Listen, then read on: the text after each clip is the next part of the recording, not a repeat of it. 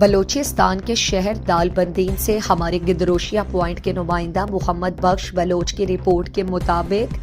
4 district Shaheed Salar Jan Sanjrani cricket tournament بامقام Chagai cricket ground Dalbandin کے سلسلے میں ٹورنامنٹ کا final match Arsalan and company cricket club Noshki نے صلاح الدین جان کرکٹ کلب خاران کو ہرا کر جیت لیا۔ فائنل میچ کے مہمان خاص خان پینل کے رہنما ڈاکٹر حامد گل یوسف زئی تھے، جنہوں نے ٹورنامنٹ کمیٹی کے لیے نقد 30,000 روپے،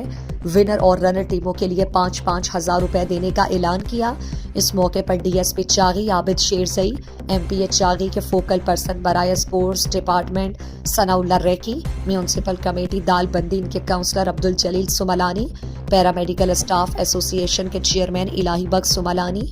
دالبندین پریس کلب صدر محمد بخش بلوچ، شیردل سملانی، نور علی کاکڑ، حاجی مولا بخش بڑیچ، عباس شاکر، صادق مجید بڑیچ، نذیر خلجی، فیض اللہ، عابد علی احمد مینگل، شبیر احمد مینگل، باسط زیب ریکی اور دیگر موجود تھے۔